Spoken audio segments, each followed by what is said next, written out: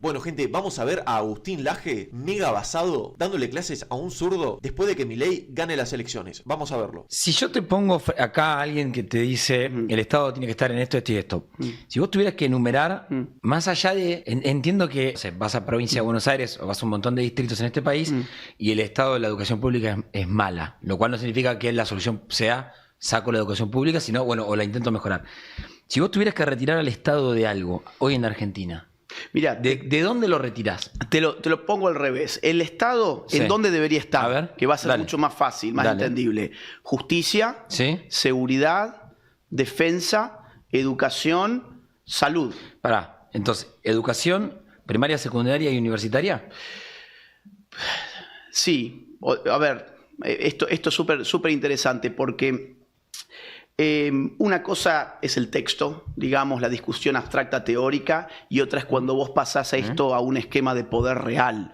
Lo que un libertario te diría es, no, el Estado tiene que retirarse de todo y tiene que quedar en pie solamente justicia, seguridad y defensa. El problema es que eso en realidad políticamente es inviable y al final terminamos en discusiones abstractas al pedo. Salud, educación tienen que estar porque hay que ayudar a los individuos que están posicionados más abajo en la estructura socioeconómica a tener herramientas para ascender. Ahora, eso no significa que el Estado, tal como ha manejado el ámbito de la salud y de la educación, haya hecho una buena labor hasta ahora. Pero es primaria, secundaria y habría que universitaria. racionalizar el gasto, habría que ver de qué manera se puede ayudar mejor. Por ejemplo, los libertarios tienen una idea en el terreno de la educación, todavía esto no se puede ni siquiera poner en la agenda pública, pero que en algunos países, por ejemplo, nórdicos, se ha aplicado, que son los sistemas de vouchers. Es decir, les damos, en vez de financiar la oferta educativa, financiamos la demanda. En lugar de poner el dinero en el colegio, le ponemos el dinero en forma de voucher al padre de familia para que él pueda elegir a qué colegio manda a sus hijos y que sea el propio consumidor de educación, por ponerlo en términos económicos, el que, digamos, vaya dándole poder a una u otra institución educativa de acuerdo a las pretensiones que tienen para sus proyectos de vida. Milei lo dijo, me acuerdo, en campaña. Para entonces dijiste educación, primaria, salud. secundaria y universitaria. ¿Y salud qué? Cuando vos abarcás salud como Estado, ¿qué? Bueno, ayudar a los individuos que no tienen acceso a la salud porque no pueden pagársela. Es decir, subsidios para la gente pobre para que pueda adquirir un servicio razonable para proseguir con su vida frente a los embates. ¿Y eso que vos marcás no choca con lo que pasó con el Garrahan y el presupuesto universitario? Bueno, es que ahí hay una no me lo diferencia. reduzcas a corrupción o ñoqui. No, pero es si no me quedo solo en... Sí, pero es que esa discusión es muy importante. Es decir, nadie dijo hay que desfinanciar a la educación y a la UBA. Eso nunca fue real. Es más, las partidas presupuestarias que pidieron se las enviaron. Esto Álvarez lo mostró incluso en los medios de comunicación en vivo y en directo. Todo lo que se está pidiendo son auditorías. Porque está, digamos, la sospecha muy fundada y muy fundamentada, quiero decir, de que ahí hay cajas políticas y que ahí se estuvo utilizando el dinero para educar al pueblo y para curar al pueblo en hacer política clientelar. Ahora, cuando te dicen, no, la educación es la UBA es autónoma. Eso va en paralelo al salario de un docente. Digo, vos podés investigar y no recortar el salario del tipo, propio del profesional de Garrahan. Está bien, pero ¿y por qué no te dejan investigarlo? Bueno, eso ¿Qué están ocultando? Bueno, pero el Estado también puede decidir intervenirlo y tampoco lo hizo, por eso. Sí, pero ¿sabes el problema? O sea, si ya te generaste un problema político con eso, si intervenís y entrás, te van a acusar hasta de ser una dictadura. Si vos lo que querés es sacar las cajas políticas y que realmente la plata que está destinando el Estado sea usada de manera eficiente, ¿qué otra manera tenés? Bueno, ahí está, que pueda llegar a una negociación con estos actores para que ellos, sin hacer escándalo político, muestren lo que hay, pero no lo quieren mostrar. Está bien, en algún momento habrá que hacerlo entonces de otra manera. El tema es por qué están ocultando, por qué ocultan en qué usan ese tipo de dinero. ¿Qué crees que...? Porque más allá de que vos hace unos días me decías, bueno, yo soy un divulgador, la batalla cultural, no me vean como un ministro, como un funcionario. Estás en la Fundación Faro, que está en la centralidad, y el presidente te escucha, estuviste en el último acto del Movistar, etc. ¿Vos crees que hoy es un Milei que, o ustedes como gobierno, con este triunfo es qué conclusión saco y qué hago para adelante? A ver, la conclusión es que ha habido un espaldarazo del pueblo argentino a un gobierno que venía muy golpeado políticamente. Esto renueva la posibilidad de pensar en reformas estructurales que tienen que llegar, algunas las he mencionado recién, y reabre además un tema que se había apagado por completo en el análisis político, no digamos del mundo militante, el análisis político de los medios de comunicación e incluso de la oposición, que es el 2027. Con este resultado, y esto es un dato que a nadie se le pasó por alto, con este resultado Javier Milei pasa en primera vuelta en el 2027. Es muy anticipado decirlo de esta forma ahora mismo porque faltan 2 años y el 2027 va a ser un año durísimo. Pero Milei ya lo dijo ayer en una entrevista con Laje, él no venía mencionando 2027, venía con mucha prudencia. Pero este resultado le habilita a decir en la entrevista de ayer con Laje, bueno, si en el 2027 el pueblo me vuelve a escoger, habrá 4 años más, o sea, que harían 6 años. Y en una segunda fase, que empezaría en el 2027, uno ya no vendría con un congreso, digamos, ahora creo que quedamos con 96, 98 más o menos, sino que podrías tener una mayoría automática. Y ahí vendrían ya reformas, que ahí vuelvo a lo que vos dijiste recién, hegemonía de libertarismo que todavía no existe. Me brillaron los ojos. Con la mayoría automática. Y es que ahí ya directamente olvídate de los DNU, ya ahora nos olvidamos del tema de los vetos, nos olvidamos del fantasma del juicio político, pasamos ya ese periodo tan espinoso que nos tocó vivir y ahora podemos empezar a soñar con lo otro. Igualmente, no hay que pasarse de rosca y que tiene que empezar un periodo de racionalidad política basado en una autocrítica que empezó en septiembre de este año y que se formuló con esa misma expresión, autocrítica, para entender que necesitamos aliados en el Congreso. Este es un nuevo Congreso, es distinto del anterior, y necesitamos además tender puentes con los gobernadores, que por cierto, su poder de negociación se ha disminuido considerablemente. Es decir, Escucharon, gobernadores, ¿no? Su poder de negociación se ha disminuido. Se ha disminuido muchísimo, muchísimo, se infló demasiado eso. Mira, muchas cosas se inflaron. Esto tiene que ver con lo que decía recién de la nueva política, la vieja política. Fíjate, por ejemplo, cómo inflaron los medios candidaturas como las de López Murphy, la de Talerico. ¿Y qué pasó con esta gente? Bueno, sacó, no sé si 1 o 2%. O sea, Talerico 0,6, creo. Ni siquiera llegó 1. ¿Y López Murphy que llegó al 2? No entraron. No entró. No entró. Ni 2, creo que 1. Ahora, 7. si vos agarrás en una tablita y ves cantidad de minutos al aire versus voto efectivo de la gente, vas a ver la enorme diferencia que existe entre la opinión pública y la opinión publicada. La opinión publicada por los medios de comunicación hace cada vez menos fuerza en favor de un candidato que estaba antes. En campaña los funcionarios del gobierno iban a 3 periodistas amigos. Nosotros nos cansamos de invitar y no somos un medio cuca cuando hacíamos acá en Infobae. No me venía Martín Menem, no me venía Berti, no me venía Tronco, no me venía Karen, no me venía... No. Porque para ellos era, no, ahí me van a preguntar. Entonces mejor voy con Majul. Y Luis me va a decir, sí, presidente, sí, señor presidente. Entonces buscaban una trinchera amiga, ¿viste? Las 3 anclas iban al streaming. Ok, está bien. Pero por otro lado, lo que yo te digo es, estos candidatos que no eran representativos tenían una apertura inmensa para lo que realmente pesaban. O sea, son dos discusiones distintas. Una es la que yo estoy diciendo, es el peso real del medio de comunicación tradicional en una elección que antes era incalculablemente alto y hoy es incalculablemente bajo. Ahora, lo que vos decís, por otro lado, bueno, son estrategias de comunicación política. Uno puede estar de acuerdo o no. En realidad nadie tiene la obligación de ir a una entrevista. De ninguna manera. No existe esa obligación. No estoy diciendo eso. Entonces, no, yo sé, pero digo, ahora, uno al final puede decir, mira, me conviene dar esta entrevista o no me conviene. Y eso ya depende de la estrategia de cada uno. Yo no puedo responder por eso, digamos.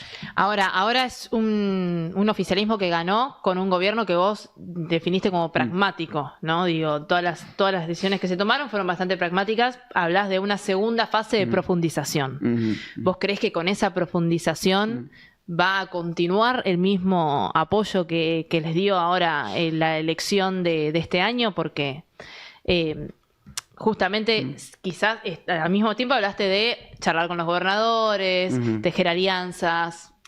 Bueno, si se puede profundizar el camino, que entiendo que la gente votó por eso, porque aquí había dos opciones. La del centro, olvídate que no existía. No existe. Tenías la opción de profundizar el camino libertario, no era mantenerlo, era profundizarlo. Que eso fue lo que se dijo en campaña. Queremos tener un Congreso amigable para profundizar reforma laboral, impositiva, previsional, etc. Y por otro lado tenías la otra opción que era un no. No a lo que se hizo este último año y medio, volvamos a lo que se venía haciendo antes. Si se profundiza el camino y los resultados concretos en la vida de la gente de allí afuera mejoran, vas a tener una reelección en el 2027. Sí. Y yo te diría, hasta donde yo llego a ver, evidentemente no vivimos en un mundo color de rosas, no es la Argentina ideal la de este momento, pero haber bajado la inflación del 211, creo que estaba con Alberto, al 30 más o menos que podría cerrar este año, y el año que viene, si llegamos a tener inflación de un dígito anual, suponte, eso se va a premiar. Y el tema de la pobreza, porque decían, está bien, bajaste la inflación, pero vas a tener una mega recesión y vas a tener un aumento descontrolado de la pobreza. Y al final tuviste una caída de la actividad en estos últimos meses, y muy impactados además por lo que se ha llamado riesgo Cuca, pero si lo ves, no se cumplió el pronóstico de que iba a ser una recesión inacabable desde el momento en que asumió Milei y que vas a tener multiplicación de la pobreza. Al contrario, la pobreza te pasó de más o menos 57 cuando la destapaste a, que están 33 más o menos según las últimas mediciones. Tuviste una caída de la indigencia. Es decir, a ver, la gente al final, el grueso de la gente vota con el bolsillo. Si la gente votó esto con este resultado y quitas del análisis político el peso de los intendentes, el peso del fraude que se puede hacer con el sistema electoral anterior, le quitas el inmenso peso de los medios de comunicación que otrora realmente pesaban, bueno, tenés un voto mucho más legítimo, por decirlo de una forma, y 41% es una locura. Igual, de todas maneras, se tomaron decisiones que fueron electorales. Digo, sostener, intervenir el dólar en la previa electoral, con Scott Bessent, sin Scott Bessent, de forma paralela, lo que sea, no es una decisión de profundización. Y en 2027 vas a tener otra elección en la que probablemente tomes decisiones electorales. Tenías que tomar esa decisión porque estaban torpedeando. O sea, la idea del riesgo Cuca no era una abstracción ni un eslogan de campaña. Fíjate ayer, ¿cómo rebotó? ¿Cómo rebotaron los mercados? ¿Cómo cayó el riesgo país? ¿Qué? Cayó 36%, más o menos, 40%, en un día. Es una locura. Eso te está mostrando que realmente para el mercado hay una opción en la Argentina que va a traer prosperidad y hay una opción en la Argentina que te va a llevar a Ezeiza para abandonar el país o para sacar tu capital de Argentina. Entonces, había que sostener esa situación, porque si no te iba a pasar a precios y vas a tener, digamos, un descalabro inflacionario a días de una elección cuando tu principal logro era haber bajado la inflación. Ahora, hasta el 27 yo creo que va a haber relativa tranquilidad. El 27 va a haber un torpedeo fenomenal. Hablaste de profundizar, hablaste de la mayoría automática y hablaste enfrentaste a los medios de comunicación. Saco a Agustín Laje y pongo a un kirchnerista y es como los conceptos son los mismos, nada más vemos para qué lo usamos. Está muy bueno. Mirá, se ha dicho que el mileísmo es un kirchnerismo de derechas o algo por el estilo. Hay en realidad un concepto en ciencia política que flota en ambas fuerzas, que es el de populismo. No populismo como se lo entiende periodísticamente. Habitualmente en Argentina, cuando decimos esto es populismo, nos estamos refiriendo al socialismo del siglo XXI. Pero si vos en Europa decís esto es populismo, te estás refiriendo a la derecha identitaria de Europa. Esto es súper interesante. ¿Por qué? Porque el populismo en realidad no es una ideología política, es un estilo de hacer política. El kirchnerismo tenía un estilo que era populista en la medida en que confrontaba a un pueblo, digamos, discursivamente constituido por el propio kirchnerismo, que eran las clases subalternas, el pueblo llano, los sectores marginales, etcétera, frente a la oligarquía rural, frente a los milicos, frente al imperialismo yanqui, al neocolonialismo, y en el último tiempo era frente al patriarcado y al heterosexismo, ese tipo de cosas.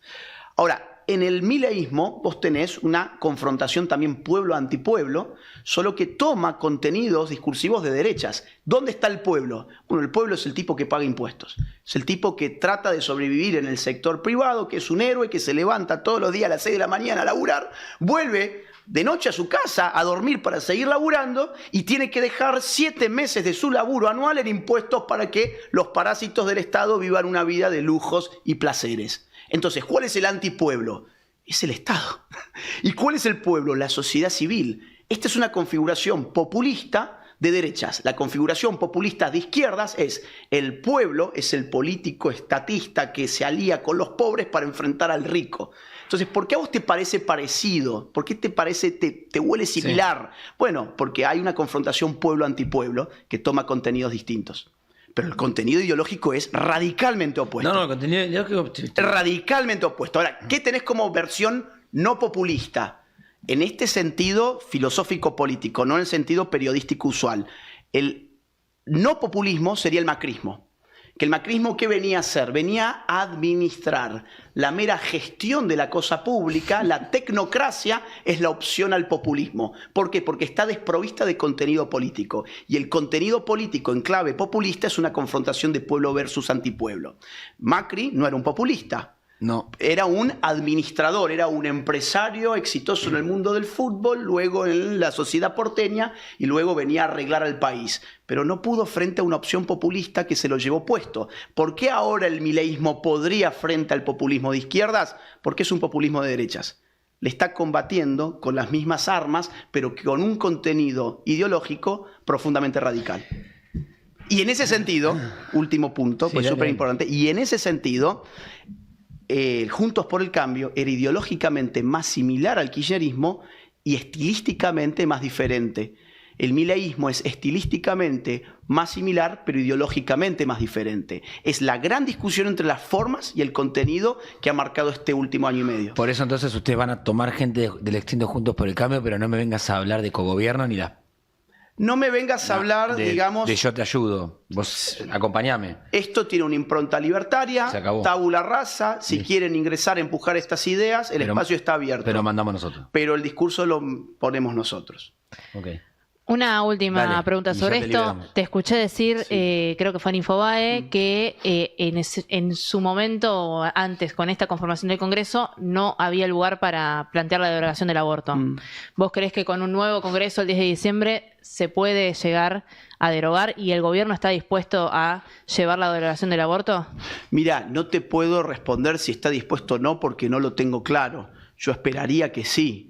Es decir, como una expectativa personal y conociendo la impronta provida del presidente Milei, sería para mí, digamos, sumamente importante que esa discusión en algún momento se pueda volver a tener, porque cuando esto pasó fue en el medio de una pandemia. A ver, esto pasó 2 veces, en el 18, donde el sector pro vida finalmente se impuso, y volvió a ocurrir en el medio de una pandemia en el cual no hubo debate de nuevo, no lo hubo, no hubo manifestaciones porque la gente tenía miedo a salir, andábamos todos con la boca tapada y escondidos debajo de la cama, y el presidente Milei lo dijo claramente en el 2023 y lo volvió a decir a lo largo de este año y medio, que él defiende la vida humana desde el momento cero. Ahora, si hay fuerza legislativa para trasladar esta agenda a ese ámbito, habría que contar cuál celeste y cuál verde tenemos a partir de diciembre. Poroteo que yo no lo tengo hecho. O sea que eso en realidad no te lo puedo responder porque no lo sé. El único poroteo que sí vi, por ejemplo, son los diputados de PBA que ganaron. Había un tuit muy interesante donde ponía verde o celeste a los candidatos de la lista de Milei y a los candidatos de la lista de Fuerza Patria. Fuerza Patria eran todos celestes, y en el caso de Milei, tanto Cava como PBA, la mayoría, la inmensa mayoría eran celestes. O sea, también ahí se ve esa polarización. Fuerza Patria en verde. Fuerza Patria, prácticamente todos verdes. Mira, ¿lo dije al revés? Sí, perdón, todos celestes dije. Perdón. Fuerza Patria, es que se me confundió con el color de Fuerza Patria. Todo verde, Fuerza Patria. Mira, en Cava celeste aparecía Grabois, por ejemplo.